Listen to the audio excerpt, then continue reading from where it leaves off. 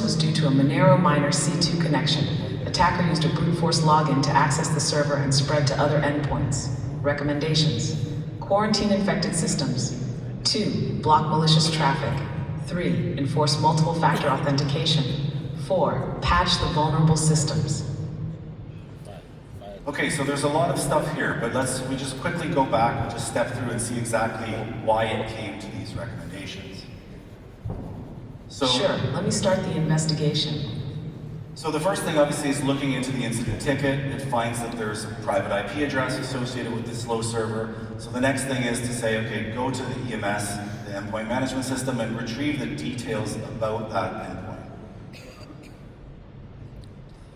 In the second step, when it's retrieving the details, it's obviously going to find that there's a set of processes, and one of those processes is consuming most of the CPU, hence the server's running slow. So based on that process, it's connecting out to a public IP address. So this public IP, it could be doing something legitimate or it could be suspicious. So the next step would be to look up the public IP in FortiGuard or via Fortinet.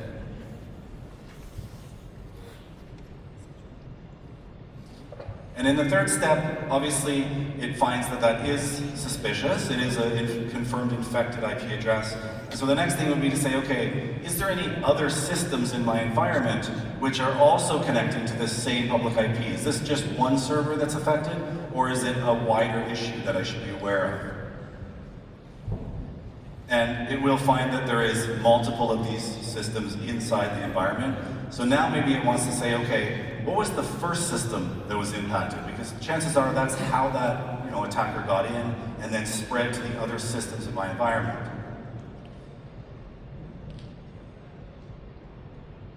And then finally, based on that first system, it's going to find that there was some suspicious event logs associated with logins, brute force attack, this type of thing.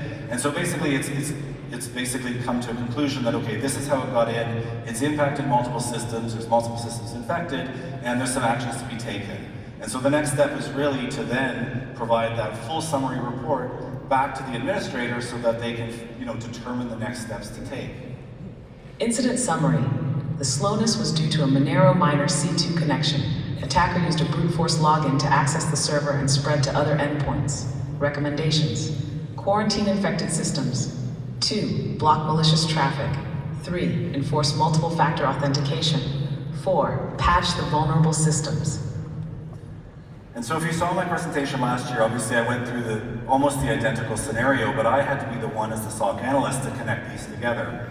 And in the end though, how much further do we want the AI to go? Do we want it to take automatic action and risk accidentally cutting Ken's laptop off the network or something? Probably not, right? So in the end, we put guardrails in place to ensure that it doesn't do actions that we don't want it to do, and we train the AI around these type of use cases that we see that being very, very difficult for customers to address, or very, very time consuming to do.